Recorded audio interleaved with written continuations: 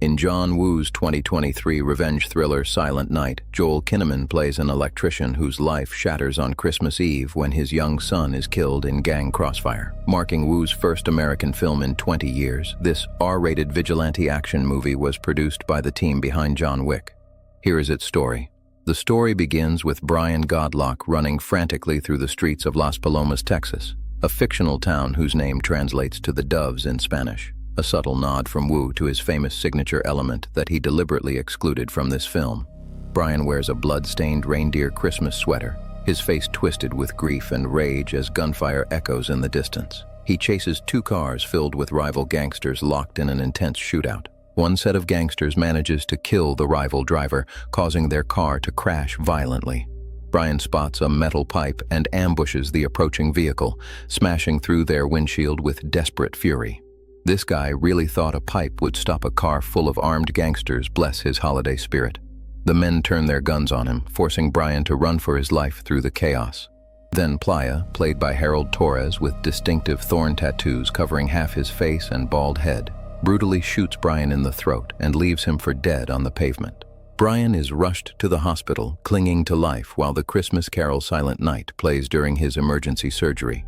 His wife Saya, played by Academy Award nominee Catalina Sandino Moreno, arrives covered in blood, praying desperately for his survival. The doctors manage to save Brian's life, but his vocal cords are destroyed. He will never speak again. Detective Dennis Vassell, played by rapper and actor Scott Mescudi, known professionally as Kid Cudi, visits Brian in the hospital and leaves his card. This straight-arrow cop seems genuinely invested in the case, though the system around him appears broken and corrupt. After several weeks, Brian finally awakens, and Saya rushes to his side with tears of joy streaming down her face. Brian begins the painful process of rehabilitation, learning to walk again while tormented by his permanent silence. He stands before a mirror, mouth open in a soundless scream, tears rolling down his cheeks as he confronts this new devastating reality. Saya gifts him an artificial voice box, hoping to restore some communication between them. But the frustration overwhelms Brian, and he begins shutting down emotionally. Brian is discharged from the hospital in late January. On the drive home, he passes signs of a clearly run-down city overflowing with gang violence and graffiti. He rips off his cross necklace in disgust. The Christmas decorations still hang in their home, untouched since that terrible night. Taylor's toys remain on the table alongside a Christmas tree with his presents still wrapped beneath it. Brian breaks down completely, unable to cope with the loss of his boy. He stares at the empty front yard where tragedy struck, remembering better times when Taylor was learning to ride his new bicycle. Saya holds him as he cries in anguish, but their communication has become almost impossible. Brian reads a newspaper headline about Taylor's death from the gang shootout and tears it apart. He retreats to the kitchen and grabs a bottle of vodka. Brian mouths the words, "Help me," to Saya, but she breaks down in tears, not knowing what to do for him. The gulf between them grows wider each day. The next morning, Saya prepares for work and discovers Brian never came to bed. She finds him drinking alone in another room and texts him asking if he saw her keys, but he ignores the message. Brian wanders into Taylor's untouched bedroom and sits on the small bed, laying down and imagining his son beside him one last time. If grief were a sport, this man would be competing in the Olympics. He moves to the front yard, replaying the tragedy in his mind over and over. Taylor was learning to ride his bicycle when two rival gangsters drove past in an intense shootout. The stray bullet that took his son's life came from nowhere. Unable to sit around any longer, Brian storms to his work shed and clears away all the vodka bottles with violent determination. When Saya returns home, she cannot find him anywhere. She texts him repeatedly but sees him deliberately ignore each message. Something has shifted inside Brian. Brian finds Detective Vassell's card and drives to the police station. While waiting in the detective's office, he spots photographs of local gangsters pinned to the wall. He begins taking photos with his phone, capturing each face, until he spots Playa, the man who shot him, identified among the gallery of criminals. Brian leaves before Vassell returns. At home, Brian pins the photographs of gangsters to his wall, creating a murder board of everyone connected to his son's death. He marks December 24th on his calendar with 3 words, "Kill them all." This man just went from grieving father to John Wick in about 5 minutes flat. Brian's transformation begins in earnest. He starts an intense workout regimen, building his body into a weapon. He watches instructional videos on knife fighting, learning to slash across the forearm, twist the blade, create gaping wounds. The techniques are brutal and methodical. Fight coordinator Jeremy Marinas, who also worked on John Wick Chapter 4, helped design combat sequences with improvised anchor points rather than fully choreographed movements to make the violence feel visceral and chaotic. As Brian's training intensifies, the distance between him and Saya grows unbearable. By spring, Brian purchases a used 2016 Mustang and begins modifying it in his garage. He reinforces the body, adds armor plating, prepares it for combat. Saya hears him working through the night, the sounds of metal and machinery echoing through their home. She is burdened by mounting bills while her husband pours everything into his secret project. Brian also invests in firearms training at a local range. Initially, he struggles badly to hit his targets. His shooting is erratic and undisciplined, but he persists day after day, firing thousands of rounds until his aim becomes deadly precise. He purchases a stash of weapons with cash and begins monitoring police radio frequencies to track gang activity. One evening, Brian finally pulls himself away to spend time with Saya. She misses him desperately and has reached her breaking point, but she has made a decision. Saya is moving in with her mother. She cannot watch her husband destroy himself. She cannot participate in whatever dark path he has chosen. Brian takes out his anger on his training dummy after she leaves, pounding the synthetic flesh until his knuckles bleed. Brian takes his modified Mustang out for practice runs, perfecting precision driving techniques. At the range, he can now hit targets with rapid succession. His body has transformed into an athletic powerhouse. The transformation from soft electrician to vengeful warrior is nearly complete. By October, Brian begins surveillance operations on the gang's known hideout. He photographs their operations, documents their movements, and gathers evidence that could help prosecute them through legitimate channels. He spots Playa flaunting his wealth, handing out cash to neighborhood children like some twisted folk hero, selling himself as a community benefactor despite being a murderer. Brian's hand moves toward his knife, but he restrains himself. Too many kids around. Brian accidentally bumps into one of Playa's gangsters and is shoved to the ground. Playa's girlfriend, Venus, played by Valeria Santaella, pours her ice cream all over him, adding insult to injury while the gangsters laugh. Brian burns with humiliation but says nothing. This moment fuels his rage even further. One day at a store, Brian sees a little boy who looks just like Taylor. He hugs the child instinctively before realizing his mistake. That's not his kid. He returns to his car, shaken and more determined than ever. On December 23rd, Brian tracks down Anthony, Playa's money man played by former boxer Vinny O'Brien, and breaks into his home. Brian ties the gangster up in his garage and enters wearing a welding mask like some horror movie villain. Imagine waking up to see a mute guy in a welding mask demanding you fill out paperwork about your criminal organization. Brian demands written information about the gang's operations, but Anthony manages to break free and attacks. He stabs Brian twice with a knife during their brutal struggle. The fight is messy and desperate, nothing like the choreographed elegance of typical action movies. Brian eventually overpowers Anthony with a screwdriver to the shoulder and beats him into submission. On Christmas Eve morning, Brian gears up for his final mission. He straps body armor to his chest and readies his arsenal of weapons. He writes a letter to Saya, apologizing for how cold he has become and thanking her for loving him. He admits that no one can make Taylor's death right, but he is willing to die trying. Brian takes one last look at Taylor's bedroom, absorbing every detail as he may never return. He drives past where Saya is staying and watches through the window as she draws a picture of Taylor, her way of coping with their shared loss. Then Brian visits his son's grave, bringing the Christmas present that was never opened.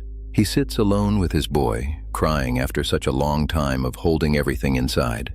The gift is a toy train set. That night, Detective Vassal hears a noise outside his home. He grabs his gun and opens the door to find Anthony bound, gagged, and delivered like a Christmas package. A note from Brian explains his intentions along with a thumb drive containing detailed evidence on the gang. Vassal now holds enough information to prosecute these criminals, but Brian's note makes clear he intends to handle things his own way. Brian hears a police radio report about gang activity and drives to investigate. He spots two gangsters beating and robbing a couple on the street. As the gangsters walk away, Brian pins them against a wall with his car and stabs one before speeding off with the other clinging to his hood. The man pulls a gun, but Brian disarms him and shoots him dead. Brian vomits immediately afterward. Taking his first life affects him deeply despite all his preparation. He is not a natural killer, just a broken father pushed beyond all limits. He drives to the gang compound and throws a wrapped package over the wall. When Playa's men bring him the gift, they discover it contains the severed fingers of their dead associate. Christmas packages from Brian hit different. A massive gang shootout erupts elsewhere in the city. Multiple cops are hit and taking cover as automatic weapons fire echoes through the streets. Brian drives into the chaos and begins shooting gangsters while one of Playa's men live streams the carnage directly to his boss. A female officer gets shot near Brian's car. He tries to save her, but she dies beside him before he can get her to safety. Brian pushes her body from the vehicle and continues his mission. He spots the gangster streaming everything, runs him down with the car, picks up his phone and shoots him dead while Playa watches the feed. Playa somehow identifies Brian as his attacker and sends out a mass text ordering all his soldiers to hunt this man down. Gangsters who were beating a rival spot Brian's approaching headlights and stare him down grimly. He returns their gaze with cold determination before driving away. Brian pulls over on a bridge and takes out Taylor's damaged music toy, listening to its warped melody and reminding himself why he is doing this. Then the gangsters catch up and a chase erupts through the city streets. Brian executes a perfect 180-degree spin and comes face to face with his pursuers before pulling off a drifting shot that kills one of the men inside their vehicle. The chase intensifies as more gangsters join the pursuit. A motorcycle rider opens fire on Brian's already damaged car. Brian gets pinned between two trucks with gangsters shooting from both sides. He kills one man before executing a pit maneuver that causes both trucks to collide in a spectacular crash. This dude is making the Fast and Furious franchise look like a driving school video. The biker catches up to Brian's window, but Brian grabs his gun and causes the rider to lose control, then drives him straight into a concrete wall. Brian stops to catch his breath, bloodied and exhausted, but still alive. Meanwhile, Detective Vassal sits in his car reviewing the evidence Brian provided. The detective sets out toward the gang headquarters, making his own decision about justice. Hearing about the attacks on his men, Playa sends a group message summoning all his remaining soldiers to his building. Brian pulls over outside Playa's compound, listening to Taylor's toy one final time. He checks his weapons and sees Playa's mass text on a phone he stole from a dead gangster. This is his opportunity to finish what began exactly 1 year ago. Brian gears up and approaches on a stolen motorcycle. He slips into the compound right behind a convoy of Playa's returning soldiers, and a massive gunfight erupts immediately. Brian detonates his motorcycle, causing a huge explosion that sets multiple men on fire. While his men are being wiped out below, Playa remains in his penthouse, enjoying himself with Venus, dancing in a kaleidoscopic loft decorated with giant reflective orbs like Christmas ornaments, wearing a Santa Claus jacket while injecting drugs into her arm. Brian makes his way up the building, floor by floor, catching his breath between encounters. Armed gangsters descend the staircase, and Brian begins blasting them methodically. His training shows as none of the men can match his desperate ferocity, though he takes multiple bullets to his body armor. The staircase sequence was shot in extended takes with minimal cuts, designed to feel like Brian is fighting through hell itself. Brian sets an explosive trap in the main hallway but is suddenly attacked by Ruiz, played by MMA fighter Yoko Hamamura. Ruiz is significantly stronger, throwing Brian around and disarming him repeatedly. The fight between them is the film's highlight, an intensely brutal hand-to-hand combat sequence that critics compared favorably to the famous struggle in Hitchcock's Torn Curtain. Brian manages to stab him in the shoulder. Both men are exhausted and bloodied. They scramble for weapons, and Brian finally shoots Ruiz in the head. Detective Vassal has entered the building, passing dead bodies on his way up. He encounters armed gangsters and skillfully eliminates them with dual-wielded pistols. Vassal finds Brian, and they hold guns on each other in tense silence. But Vassal lowers his weapon, showing he is on Brian's side. Venus suddenly opens fire on both men with an automatic weapon. She hits Brian and wounds Vassal in the arm. Brian crawls toward her through the chaos and manages to get his gun against her head. She drops her weapon, seemingly surrendering. Brian hesitates, unable to kill a woman even after everything. But Venus reveals a hidden pistol and shoots him twice before shooting Vassal again. Brian manages to kill Venus despite his wounds. Both he and Vassal lie bleeding on the floor, barely able to move. Brian grabs his pistol and goes looking for Playa for the final confrontation. The two come face to face and exchange gunfire. Brian takes too many shots to his vest and collapses. Playa approaches to finish Brian off, but Vassal manages to shoot the gang leader in the back. This gives Brian the opening to tackle Playa and beat his face into pulp before strangling the life out of him with his bare hands. As Playa dies, Brian stares into his eyes, picturing a happy Taylor smiling at him, innocent and alive. Brian and Vassal lie on the floor surrounded by Christmas decorations, looking up at the ceiling, bleeding out and dying together. Brian hallucinates his memories of Taylor and imagines an alternate future where his son grew up, went to school, lived a full life.